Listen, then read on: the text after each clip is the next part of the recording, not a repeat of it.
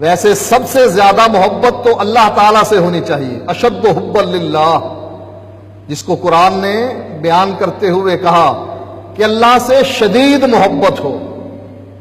اللہ سے محبت کے بعد کس سے محبت ہو؟ وہ محمد الرسول اللہ صلی اللہ علیہ وسلم سے۔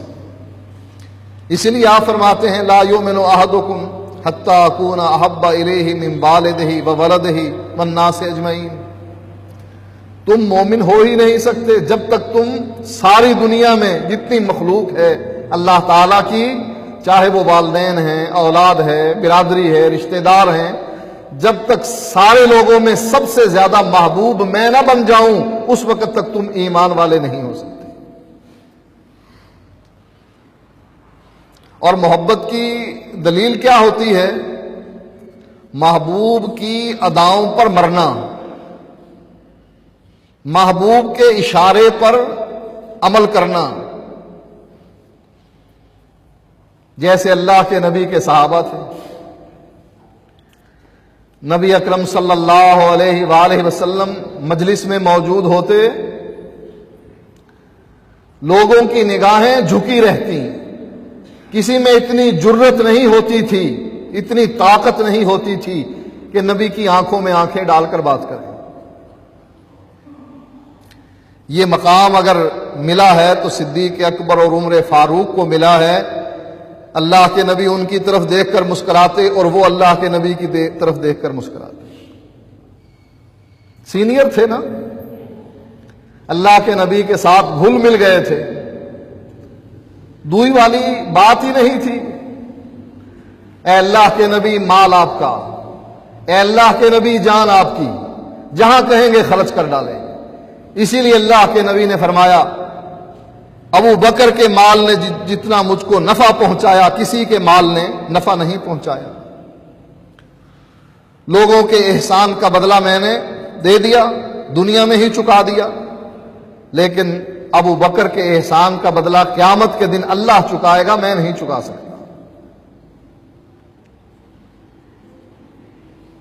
کیا احسان ہے کہ اللہ کے نبی غار میں جا رہے ہیں، ابو بکر صدیق عرض کرتے ہیں اللہ کے نبی پہلے آپ نہ جائیے، میں جاتا ہوں۔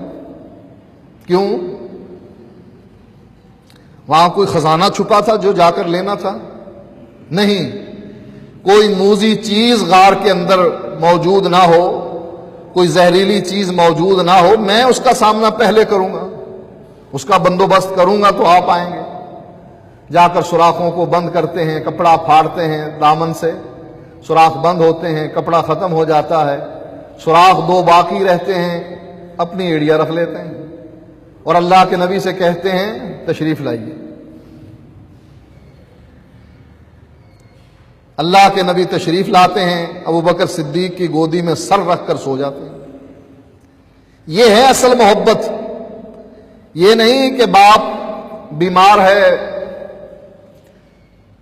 باپ بیٹے سے کہتا ہے بیٹا پانی پلاؤ، بیٹا جواب میں کیا کہتا ہے؟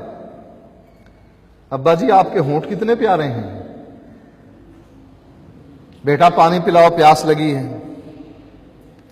ابا جی آپ کے منہ سے پھول جھڑ رہے ہیں، بیٹا پیاس لگی ہے، بیمار ہوں، پانی پلاؤ۔ ابا کی دل چاہتا ہے بس آپ کی باتیں سنتا رہوں سنتا رہوں سنتا رہوں بس۔ کتنی پیاری باتیں ہیں آپ کی۔ کیا کہے گا باپ؟ تو حلال کا نہیں ہے حرام کا۔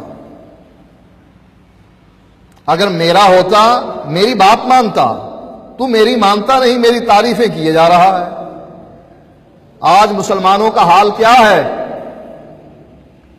اللہ کے نبی کی زلفیں دیکھو، اللہ کے نبی کا چہرہ دیکھو۔ اللہ کے نبی کی بات بھی ماننی ہے نہیں، بس زلفیں دیکھو اللہ کے نبی کی کتنی کالی زلفیں ہیں۔ وَالضُّحَىٰ وَاللَّيْلِ إِذَا سَجَىٰ، قرآن کی آیت کا ترجمہ بدل دیا۔ وَالضُّحَىٰ، اللہ کہتا ہے چاشت کی قسم ہے۔ ہمارے مولوی ترجمہ کیا کرتے ہیں کہ اللہ اپنے نبی سے کہتا ہے تیرے چہرے کی قسم۔ وَاللَّيْلِ إِذَا سَجَىٰ، اس کا ترجمہ کیا بنتا ہے؟ رات کی قسم جب وہ چھا جائے. مولوی ترجمہ کیا کرتے ہیں؟ تیرے زلفوں کی قسم. ہم مسلمانوں کا حال کیا ہے؟ اس نافرمان اولاد کی طرح. اے اللہ کے نبی، آپ کا چہرہ کتنا خوبصورت ہے، آپ کی زلفیں کیسی اچھی ہیں، آپ کے دانت کتنے پیارے ہیں، آپ کا لباس کتنا اچھا ہے. اللہ کے نبی کہیں آ میری اتباع کر. کہا نہیں، اتباع نہیں کرنی تیری. اتباع کے لیے دیکھ وہ کھڑا ہے. وہ کون ہے؟ وہ ہمارا امام ہے. ہم نے اس کو چن رکھا ہے. تو کون ہے؟ بس تجھے تو ہم دیکھیں گے کہ تیری زلفیں کیسی ہیں، تیرا چہرہ کیسا ہے، تیرے ہونٹ کیسے ہیں، تیرے دانت کیسے ہیں، تیرا چال چلن کیسا ہے، تو کیسے اٹھتا ہے، کیسے بیٹھ. سبحان اللہ. بس باقی کام کے لیے ہم نے اور رکھے ہوئے ہیں. یہ کوئی محبت کی دلیل ہے؟ جس آدمی کو اپنے محبوب سے محبت ہوتی ہے وہ اس کی اداؤں پر جان نچھاور کر دیتا ہے. آپ کہیں تو صحیح، اللہ کے نبی علیہ الصلاۃ والسلام نے بدر کے موقع پر اپنے صحابہ کے سامنے صورتحال رکھ دی کہ مکے کے مشرک آ رہے ہیں.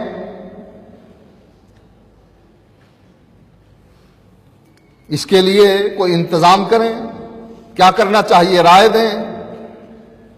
مہاجرین میں سے صحابہ اٹھ کر اللہ کے نبی ہم ایسے کر دیں گے. اللہ کے نبی آپ حکم دے کر دیکھیں.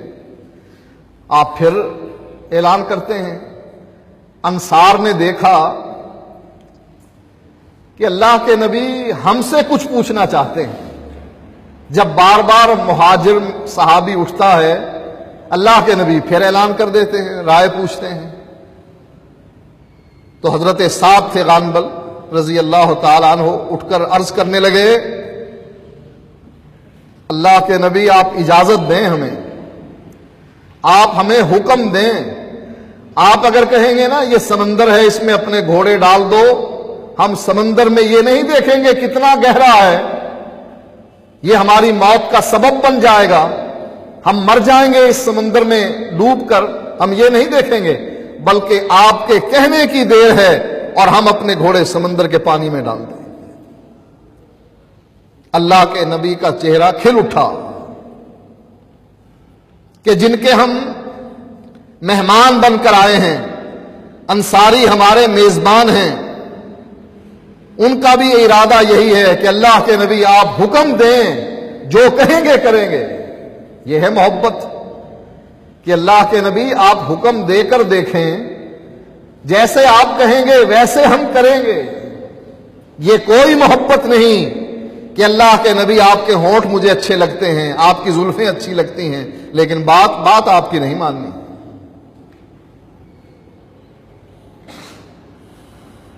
حضرت ہندہ ابو سفیان کی بیوی جنگ احد میں نبی کے چچا حضرت حمزہ کا پیٹ چاک کر کے کلیجہ چبانے والی،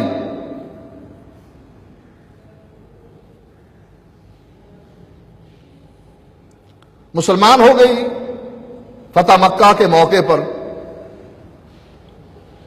اللہ کے نبی سے کیا کہتی ہے؟ اے اللہ کے نبی جب تک ایمان نہیں لائی تھی آپ کا چہرہ سب سے بدصورت چہرہ لگتا تھا،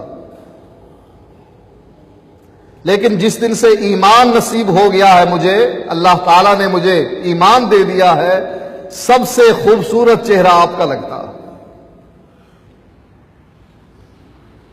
دو ہی گروہ تھے نبی کے زمانے میں ایمان لانے کے بعد، اللہ کے نبی کی بات ماننے والے، نبی کے سامنے اپنے بیٹے کو، معصوم بیٹے کو پیش کر کے کہنے والے کہ میرا کوئی جوان بیٹا تو ہے نہیں، عورتیں اپنی اولاد آپ کے ساتھ بھیج رہی ہیں، میرا کوئی جوان بیٹا نہیں ہے، یہ معصوم سا بیٹا ہے، اس کو لے لیجیے.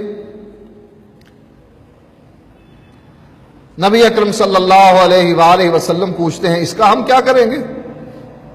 اس دودھ پیتے بچے کو ہم میدان جنگ میں کہاں سنبھالتے پھریں گے؟ اس کا مقصد کیا ہے؟ کیوں دے رہی ہو؟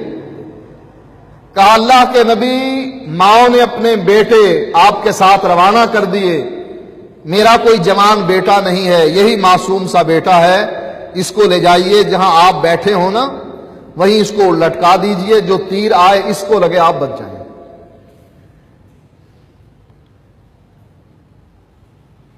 نبی اکرم صلی اللہ علیہ وآلہ وسلم کے بارے میں جنگ احد میں خبر مشہور ہو گئی کہ اللہ کے نبی شہید ہو گئے۔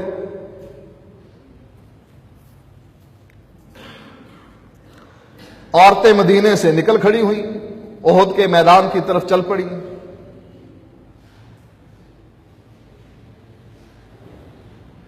اس عورت کو کہا گیا تیرا بیٹا تھا نا، وہ اللہ کے راستے میں شہید ہو گیا۔